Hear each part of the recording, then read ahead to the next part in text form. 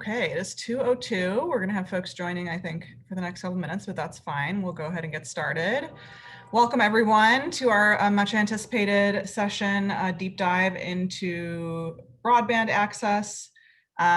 So happy to have my colleague Jake Varn with us today. He's a policy analyst on our infrastructure team, co-author on a report that will be released in the coming weeks from NGA on strategies to expand access to broadband and internet. So he's going to be giving us a sneak preview of some of that. And so I'm really excited to have a real expert in this area because I know this is something that practically everyone in the network has brought up at one time or another as being a challenge during these times, as we have to rely more on remote learning and remote work as well. So just for the structure, per usual, Jake's going to give about a 20-minute presentation. Per usual, if you have questions, comments, thoughts, feel free to enter them in the chat. I'll be monitoring that and keeping track so that we can make sure we get to those questions after he's done speaking. And then we also have some discussion points that we're hoping you all will weigh in on as well after we're done.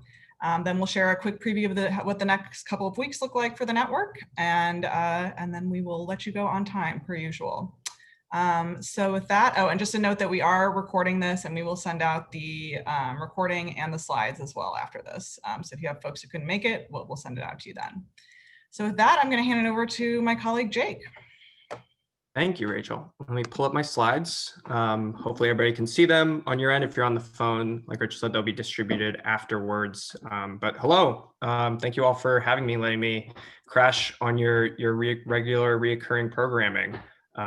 We have a new report coming out that was mentioned in the next few weeks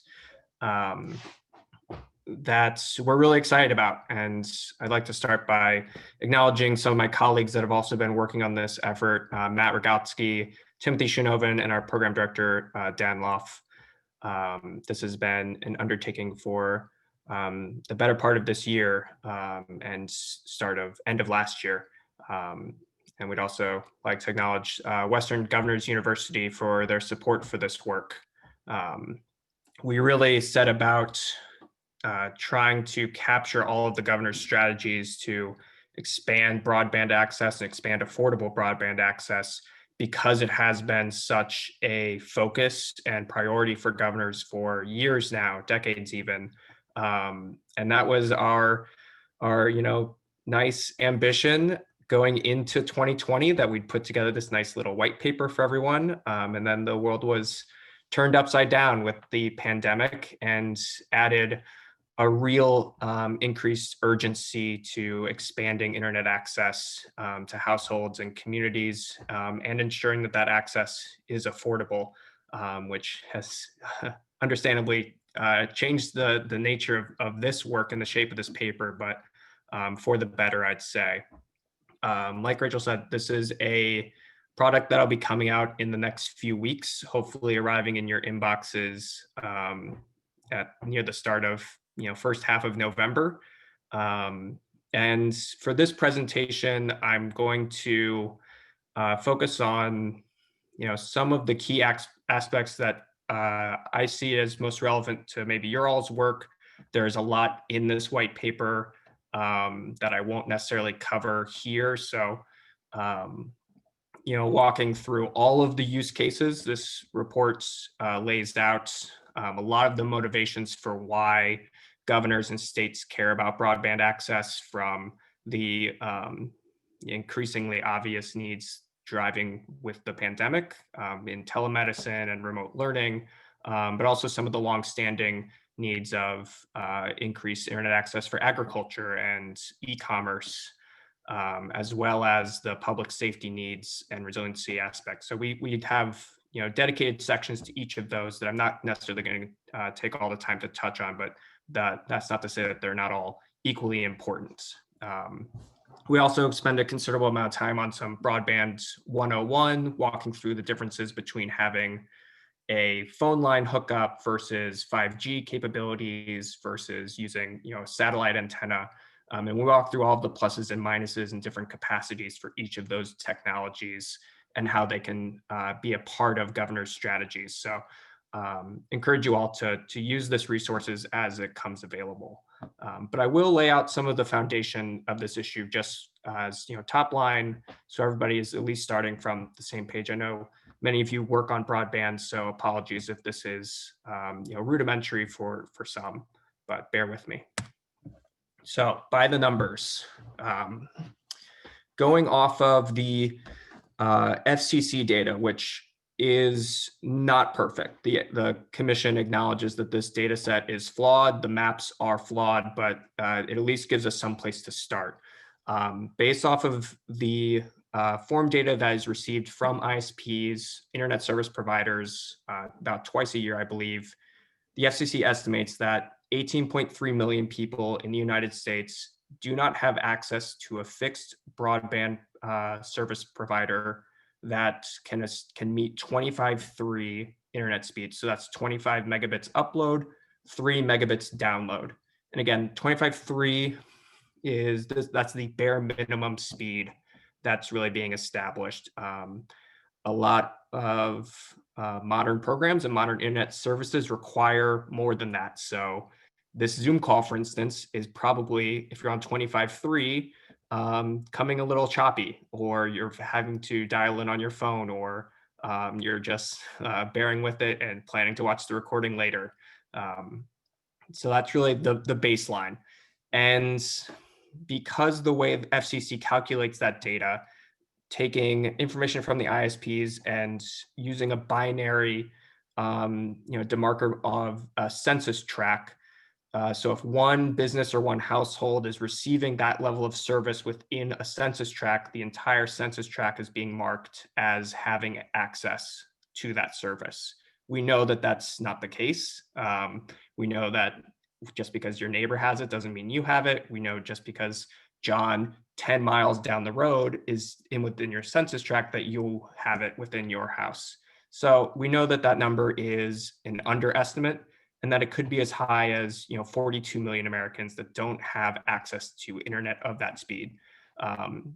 This is a rapidly changing field, especially in the pandemic. There's been a lot of investments and a lot of activity going on. So these are snapshots from last year. These will be changing as we learn more about how different programs are being implemented and achieving success. But the map on this slide really shows the disparity between data that states are collecting versus the FCC data. So the map of Georgia on the right shows what the FCC represents for Georgia's internet access.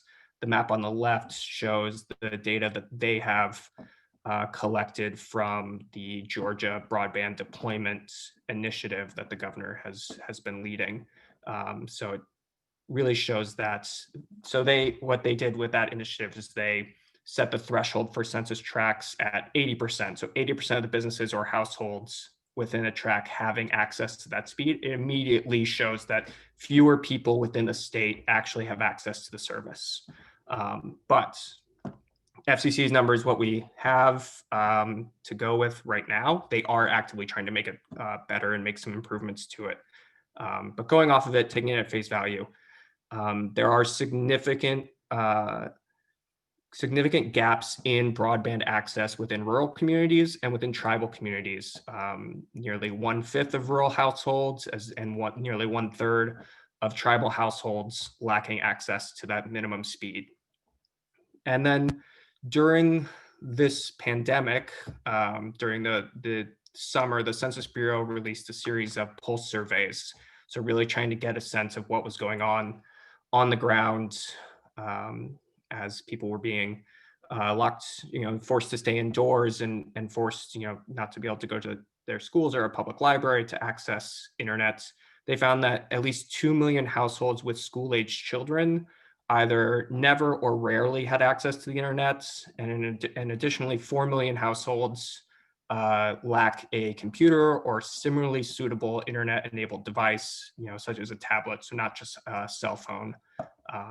So that's all in line with what I imagine a lot of you are seeing on the ground. There are households that are unable to access the services that they need because of this world that we all live in now, being moved into Zoom rooms and on our computers all day. Outside of just the access point, speed is really important. Like I said, 25.3 really being a bare minimum. When you up that standard to the number of Americans that have access to a faster internet speed, it drops even more. Again, there's some difference here between what the FCC says is available versus what surveys have shown. But also beyond strictly access, affordability is really a key component to this for both urban and rural areas. We, in this paper, looked at the threshold of a $60 per month plan, acknowledging that the per month cost is not the only cost that is incurred in a broadband provider or broadband service. There's installation fees and equipment fees and taxes and such. But just looking at the per month plan price of $60, that is based on surveys we've seen from organizations called Broadband Now. Only about half Americans have access to a $60 per month plan. And then taking that metric and comparing it to the amount that a household spending, the percentage of their expenditures that should be spent on internet service. So comparatively, that metric that you often see cited for what's an affordable price for rent. So a third of your income being spent on rent is considered affordable, more than that being considered unaffordable. So also known as living in the Washington, D.C. area, which is where I'm at, unaffordable. But for $60 per month for broadband, 28% of American households paying that amount, paying more than that amount or more, sorry, would be considered unaffordable based on what else the other things that they have to spend on essential services. So that's some of the top line areas. And then we also know that there's a really persistent racial and economic divide in this digital chasm.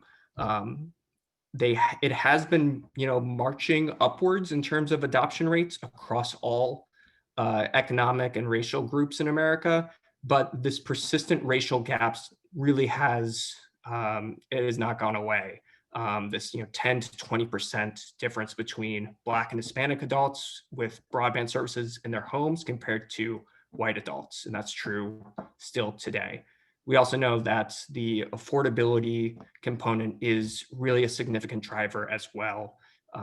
Adults making $30,000 a year or less are half as likely to have access in their homes when compared to adults making $75,000 or more.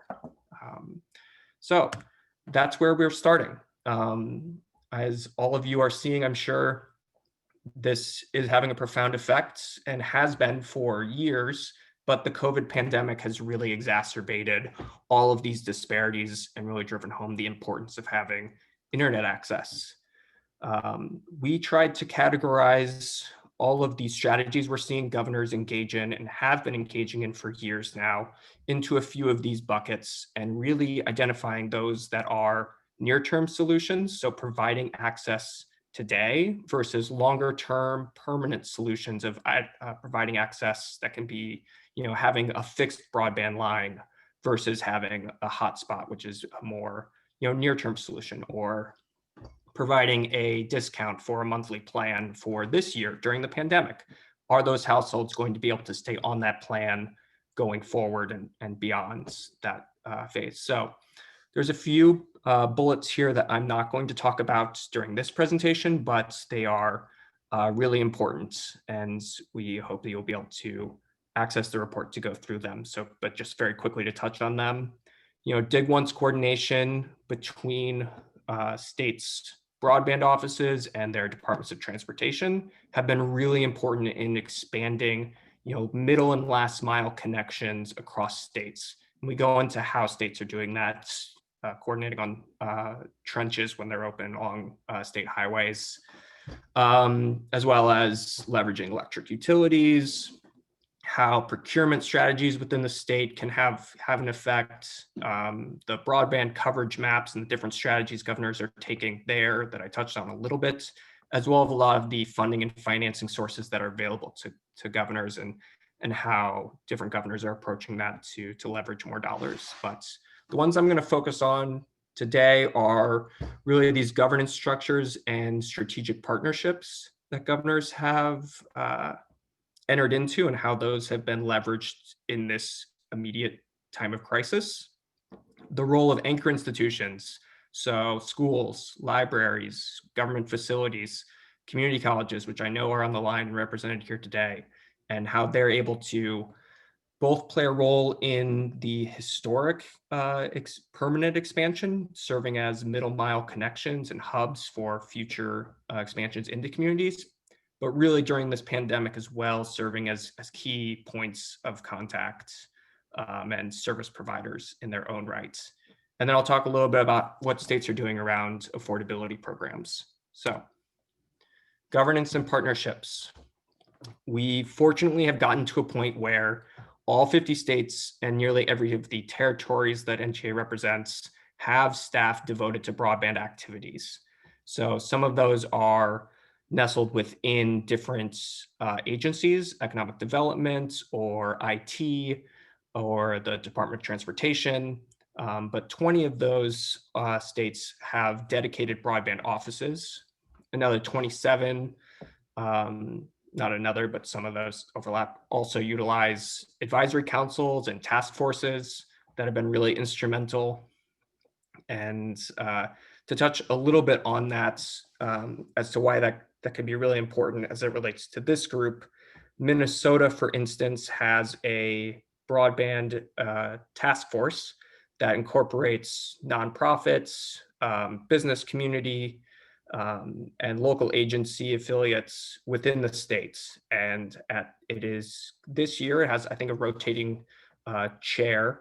This year it's chaired by the CEO of Land O'Lakes, which may be represented in fridges around America and on this call. I know I have a stick of butter from Land O'Lakes. Anyway, they, as member of the Minnesota task force, and because of the connection that the state had made with that company and community leader, Land O'Lakes opened their 140 facilities within the state to serve as public Wi-Fi access points for the states. They were then able to incorporate that within Minnesota's messaging, the state's messaging, and mapping activity as they were showing where all the hotspots were available within the state. They were able to incorporate Land O'Lakes facilities, and they were able to coordinate with the other members of those task forces. We've also seen these governance and partnership structures be really helpful in increasing capacity of local governments to plan and implement broadband strategies. So we've seen pass-through grants in Indiana and Vermont, Maine and New Hampshire, for example, where they're enabling local governments to enter into different types of agreements or bond in their own capacity for their own broadband expansion efforts. And actually just announced yesterday, Governor Noem of South Dakota announced that in a partnership between the governor's office, the Department of Education, and the Department of Information and Technology within the state, as well as over a dozen ISPs, that they'll be able to leverage the CARES Act funding to pay for students with underserved students without internet access that meet a certain criteria of eligibility, that they will pay for their broadband plan, internet plan for the 2020 to 2021 school year. So for the next 12 months, they'll be able to have free internet access. And so that is a result of really institutionalizing and building these relationships, starting with the governor's office and throughout the states. I'd also highlight the work that New Mexico has been doing with the tribal communities as well. And all of that is highlighted in the reports. Moving on, because I know I'm talking a lot and I want to get to all of your guys' questions and your conversation as well. So I'll try not to force you to listen to me too much longer. But I do want to focus on some of the roles of anchor institutions. So historically, schools and libraries and government facilities were incredibly important in getting internet access as a singular point through that middle mile connection to a community. Schools in most states were some of the first to come online. It might have been the first time fiber or an internet line was laid was to a school. And those relationships are really becoming more prevalent during this pandemic. So we're seeing a number of states really leverage the Wi-Fi signals of these facilities, making these, pop-up hotspots for people to drive up to a parking lot and be able to access the internet as a means of last resort. Because like the numbers that we talked about earlier, folks that had been able to get by before without internet access at their home have all of a sudden been shut off from being able to go to the library or get internet access at work or at school. So these have become really important hubs. And we've seen a number of governor-led initiatives. So South Carolina is deploying hotspots and equipping buses with Wi-Fi capacity and parking them in neighborhoods that they know are underserved or have responded to school surveys saying that they don't have internet access, or schools have reported, et cetera. They say that they're reaching 100,000 additional households with these efforts. Maine is distributing 15,000 hotspots, again, based off of outreach that they've done and connections they've made with the schools in identifying the students in the households that aren't able to access remote learning and connecting them with devices. There's also libraries that are setting up these lending programs for Chromebooks.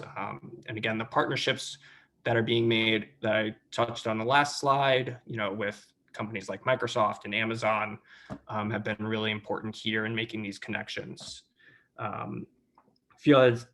few others to touch on. Tennessee announced an emergency broadband funds offering $61 million in grants for public Wi-Fi access points, as well as other broadband build-out efforts. And like I said, this is one of the near-term solutions. These anchor institutions are also playing a really pivotal role in longer-term build-out efforts. So in Illinois, Governor Pritzker announced a Connect Illinois initiative with $400 million in grant program infrastructure, and a portion of that specifically dedicated to the state's, backbone fiber infrastructure. I believe it's called the Illinois Century Network. So that directly connects schools, libraries, and government facilities, making improvements to that network as well as allowing that network to then serve as the last mile connection point to bring households online, so that you lay the wire to the school, and then the wire can be laid from the school to the household. We're also seeing similar efforts like Kentucky Wired's program serve as a similar hub. Great. Nearing my last slide, trying to get through all this for everybody, seeing some questions, some chat activity as well I'll try to touch on. So for affordability programs, we've seen some really concentrated efforts underway during the pandemic focused on affordability. Specifically, there have been a number of moratoriums issued on utility shutoff, suspending the ability to shut off utilities during the pandemic. 16 states specifically included internet service within those executive orders. Most others focused on water and energy, but internet service being an increasingly important point of that. You've also seen states really act as a coordinator and consolidator of all the internet service plans that are coming out. So there have been a number of activity from the major ISPs, Comcast, Verizon, T-Mobile, announcing that they are, I'll get in trouble probably for not mentioning the 6 others, but there's a lot of them, that they're announcing these low cost plans and lower cost lower cost plans for low income residents, as well as discounts for those that are, lost their job because of the pandemic, or those that are, essential workers. And so states are really serving as, Colorado, which I've included a screenshot of here, really serving as a hub to disseminate all this information, collect it also. A resident of one state can go online and see all of the different plans available to them. Similar efforts underway in Wisconsin and North Carolina and New Mexico of really providing a centralized hub for this information for people to be able to access low-cost programs. And that brings me to some of the money that's going out. So the initial tranche of CARES Act dollars of, I believe, $2.2 trillion is now nearing the end of its usability, needing to be allocated and in the field by the end of the year. And we've seen a number of states dedicate those funds specifically for broadband efforts. I will say this is a snapshot of all the states. I know that there are likely other states that are using funds in similar ways that aren't captured here. Feel free to flag those for me, but this is just a snapshot in time based on the last time we did a scan of state activities. So a few highlights to point out. Nevada, for example, has taken 50 million of the CARES Act funding and dedicated it to the funding of intensive instruction, as well as providing access for ESL students. We've seen expansions of actually permanent broadband expansion construction projects. So putting fiber in the ground right now to try to reach communities. And then we've seen, some of the more in-between funding of some of the stuff that I mentioned earlier of providing hotspots and providing devices directly to people for at least to be able to get through this immediate crisis. More of that in the report. Won't force you all to read through all of that on your screen right now. And similarly, it won't force you to read through all of this. We have made a compendium of all of the federal programs, of which there are dozens and dozens of, these specifically being ones that states receive grant money for, can apply grant money for. There are other programs that have a wide range of uses, but these ones are specifically programs that broadband's deployment in some capacity is an eligible activity. So you'll see some familiar faces there, like the HUD's Community Development Block Grants, which can be used for a lot of things, but broadband is one of the capacities. So that information and more within the report. Again, not going to dwell on it here. It's coming to you soon.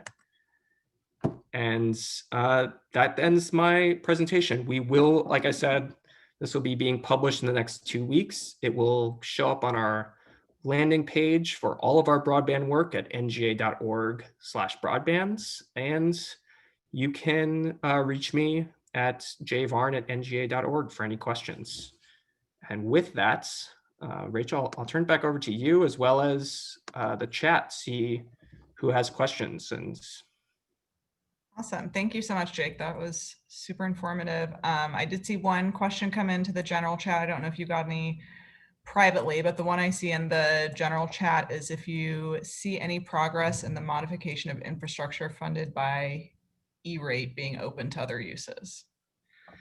Yeah, I know that this has been a thorn in the side for states for years, that E-rate is being seen as too restrictive.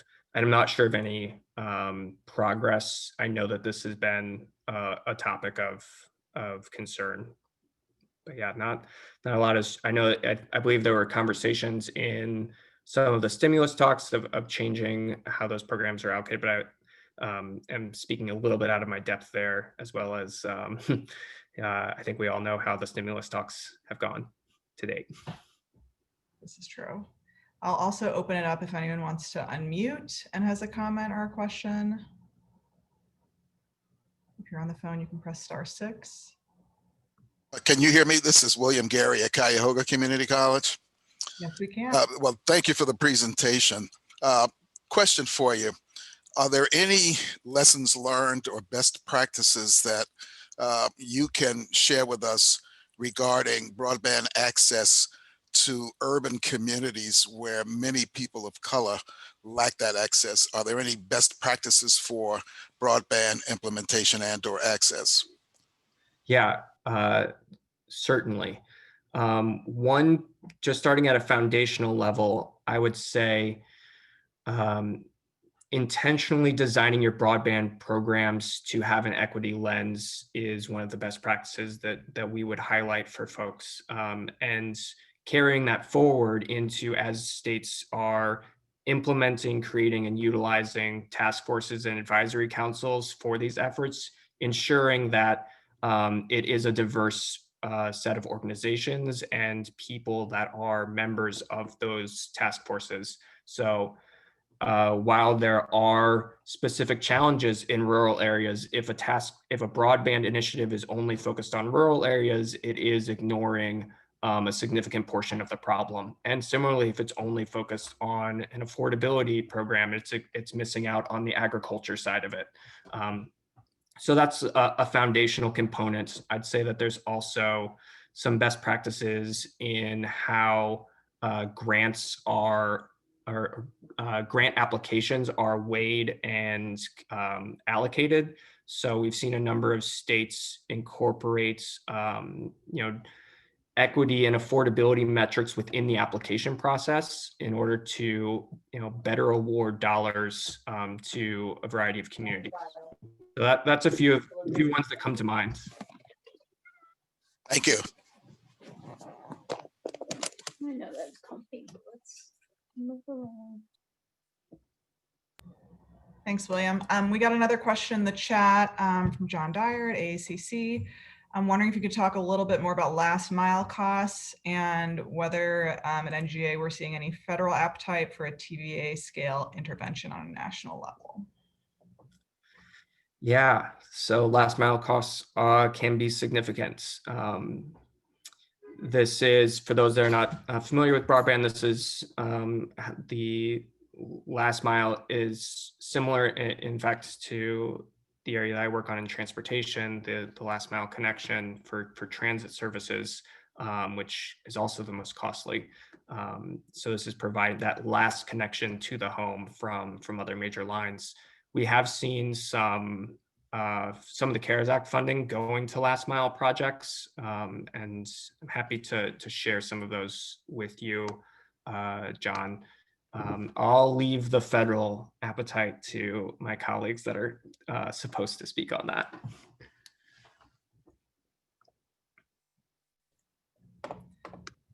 Awesome. We have a few more coming in the chat. I think Patrick's is kind of just for the group if anyone else is focusing on hotspots. I mean, I know that's one of the ones that we've been hearing is the most common. I mean, Jake, what you spoke about in terms of urgent short-term solutions. I don't know if you see his comment and have any other thing to extrapolate on that.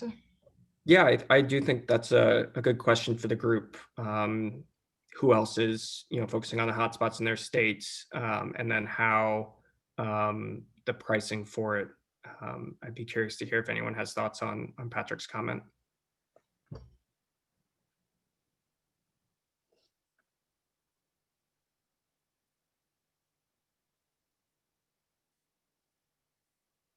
You can also think on it and respond to him in the chat while we maybe go to Elaine's question, which actually is a really interesting one. For this report, did you research other countries' approaches, especially those that took an equity or public utility approach, and anything we might learn from them? Yeah, we, I mean, to be candid, we didn't focus very much internationally.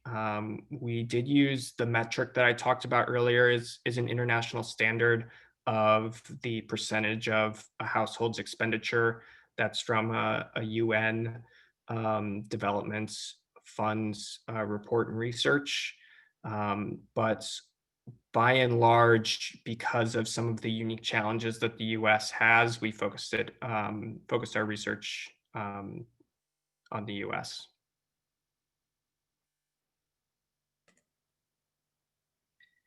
Jake, a question I had as we're going through this is we have a lot of folks on the line that are kind of like working on the ground, so to speak, is that there's a lot of solutions going around, especially, we're thinking primarily about short-term things to solve the problem. Are there any best practices in terms of communicating that out to folks? I mean, if they don't have internet to a certain degree, that is the way a lot of us receive our information. I know you talked about some of the states that have a portal where folks can find access, but are there any unique or innovative ideas about, communicating with the communities that they're targeting for these? Yeah, and I'm gonna stop sharing so we can all see each other's little avatars a little better. But yeah, it's the classic chicken and egg problem. How do you create a website to showcase all of the internet services you're providing, but then how do folks without internet service see it? So we've seen a number of the survey efforts that states are undergoing to try to better collect this data in terms of where actual access is, through classic calling people up using telephone surveys as well as door to door.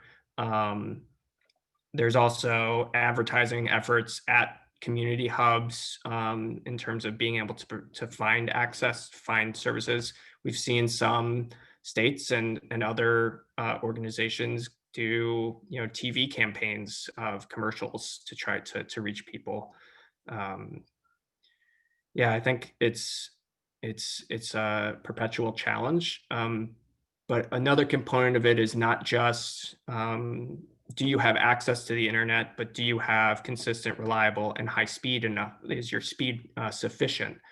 So a number of the mapping efforts that states are underway also incorporate internet speed test surveys. So if you haven't done this for your own computer, you can see what your internet speed is by just typing internet speed test into Google, and it will automatically run one for you. That data is collected, I believe, by an organization called MLab, and a number of states are coordinating with that organization or running their own speed tests through their own sites to collect. So not only where internet access is, but what is the quality of that internet access? And then comparing that with data that they're receiving from ISPs and comparing that with the FCC data as well.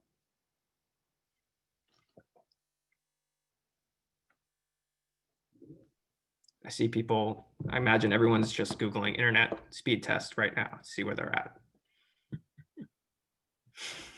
Sarah says, yep. Awesome. Any other questions before we kind of dive in and want to hear a little bit about, if folks on the line are hopefully interested in sharing, how they've been working on these issues, challenges, or innovative solutions they've come up with. Want to make sure you have a chance to ask any final questions of Jake. I actually have a question of my NGA colleague. Excited to read this report when we're able to share it out with everybody on the line. But did you look at all between sort of the transition between this triage to get people access to broadband and that connection to then ongoing and sort of more system-wide conversations around infrastructure? So how are we going to move from things like hotspots then into sort of that more sustained effort? So do you look at that transition point? Yeah, so I think that the immediate crisis has really revealed where a lot of the gaps are and can better target state efforts to find more permanent solutions. So when you see a household that has requested a hotspot for distance learning, you now know for moving into a more permanent plan that is a community. If there's a number, if there is a hotspot of hotspots within that community, that you can better target your construction projects to then reach them. They've also, I think this crisis has also just really raised the profile of this issue and reprioritized it for legislatures and governors to really move closer towards solving it more permanently. So we've seen a number of longer term plans be announced this year in terms of, dig once coordination or significant investments into permanent infrastructure. So, there isn't an easy transition. I think there is some hope that the affordability plans that have been put into place to help people through this time of crisis will have some transition going forward and will be able to be incorporated into efforts into the future. But we're not out of the crisis yet, so TBD.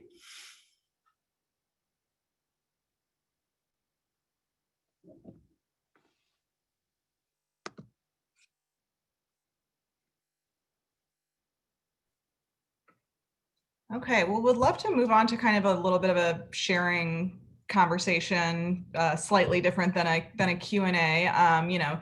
Jake mentioned numerous states that have initiatives going on. Obviously, at the institutional level, you might have things and likely do have initiatives going on. Anyone want to share in terms of, how they're incorporating internet access and affordability into your kind of reskilling and recovery plan? It may well have been part of your initiative before. As you said, these issues are not new. They've just perhaps been exacerbated and highlighted to a higher degree. And talk about how that may have changed during COVID, or if your state is one of the ones that Jake highlighted, kind of how where are the gaps that still exist, and where are the challenges you're still working through in terms of access and affordability. So I'll kind of leave that open-ended.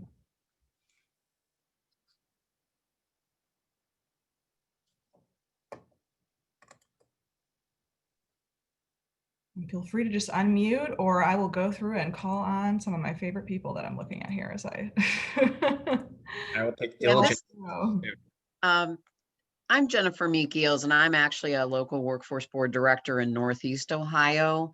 And I know the lieutenant governor in the last governor's workforce board update, shared how Ohio is definitely, researching the broadband issues. There's pockets of connectivity issues, in Ohio.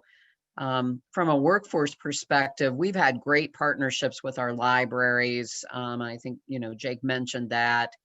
We've certainly had to rely heavily since our libraries did reopen on, encouraging our customers who do not have access at this point to, borrow those jetpacks, those mobile internet devices, as well as other hard equipment that they might need. And our community college partners have been wonderful too, because most of those entities are reopened and they are providing access also through their internet connectivity for of course for students, but for others who need it as well. So I mean, I think there's stronger ties and stronger collaboratives going on, but I think we all are recognizing how much of an issue this is to have had to pick up the way we did and just become mobile.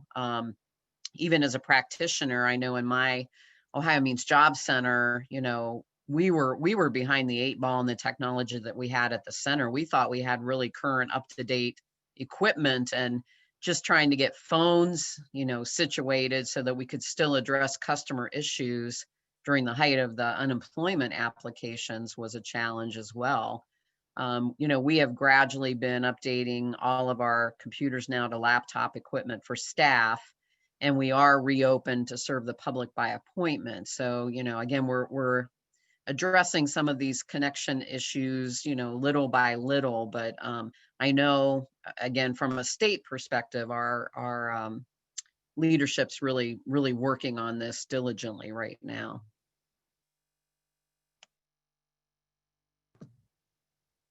Thanks for that. I would just echo that, from a pure government services standpoint, this digitization has been, very sudden, but also has had some pretty significant, silver linings. I know states and, local councils are reporting increased participation at a Zoom council meeting than they ever would have had in person. We're seeing DMVs offering more online services in terms of, getting your license or vehicle registration renewed. So they're There have been some, this was a final push for a lot of agencies to move to a digital format. But with those services going digital, again, it really just further stresses the need for people to be able to access the internet at home for households that don't have it. If services are going to be shifting more to be provided online, it just further exacerbates the need for them to be able to get there. Awesome. Thank you, Jennifer. Anyone else want to share, especially maybe on the challenges or gaps that you're still trying to fill? I know most of you haven't 100% solved the problem yet, so I would love to hear that. I'll share. My name is Mark Van Pelt. I'm the CIO of Mojave Community College in Kingman, Arizona. We're in Northwest Arizona. Mojave is the 5th largest county in the United States. So my closest campus is about 40 minutes away from me. My furthest campus is a 4.5-hour drive, and I have to go through 2 states and around the Grand Canyon to get there. What are we dealing with? From an employee perspective, we're a very rural county. So we have employees that are sharing space with organizations that we ally with or work with in town because they don't have internet out at their home. We have students driving into campus and working in their cars because our campuses are closed. We have worked with our local schools to set up hotspots. I guess the best I can say is we're doing any damn thing we can to make sure people have access. And it's tough in a rural area. It's very tough. We have an employee who can work as long as her generator holds out because she's an off-grid kind of person. We have a couple of students that are the same way. We've done anything we can to get people on. That's probably the best answer I can give you, Rachel, is we've done anything we can up to and including lending Verizon hotspots to students and employees that we usually use for like recruiting and events and stuff like that. We've just loaned them out to people and hope they're not being abused and will come back at some point. So for us, a huge challenge is just the infrastructure to get internet to our constituents. We have communities that, well, I'll give a really good example. I have 4 campuses. Nothing's connected by fiber here. All 4 of my campuses run over microwave. That's my network, microwave. So I'm using a 40, 50-year-old technology to keep myself connected. The only place I have fiber is in Kingman, and that goes to Vegas. Everywhere else, we're on microwave. So glass in the ground, fiber in the ground, that's what we need. Infrastructure, that's what we need. And do you feel like this has helped prioritize that, or kind of what's your feeling on the situation in terms of that being a priority with the necessary folks?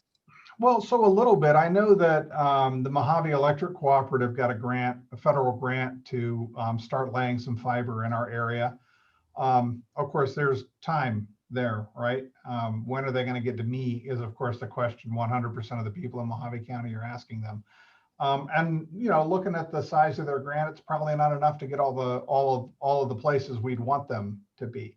But that's a good first step, and it's a good kind of public-private partnership. I'd love to see more opportunities like that, and I'd love to see kind of more boots on the ground laying this stuff. How do we get from there to here? I don't know. But, I'm the CIO at a community college. I'm not a public policy guy. Thanks for sharing, Mark. Thanks, Mark. I will jump in and say that the electric co-ops are a really significant part of this and can be for governors. We have a whole section dedicated to states and how they're utilizing them and leveraging their existing infrastructure to be able to add internet to their portfolio of services.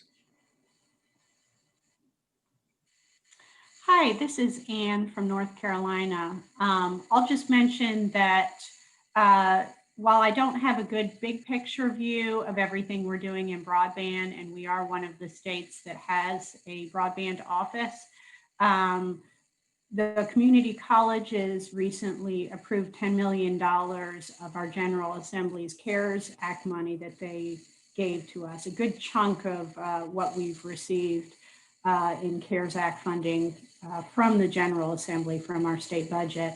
And that is going to rural broadband and security improvements at 20 of our roughly 45 rural community colleges. Since we have already had all of our main campuses linked to broadband, as I understand it, but this really enables some of the individual buildings or kind of offsite centers or things like that to be linked up. So there's a lot of engineering and technical design that's part of that. And security is also linked in.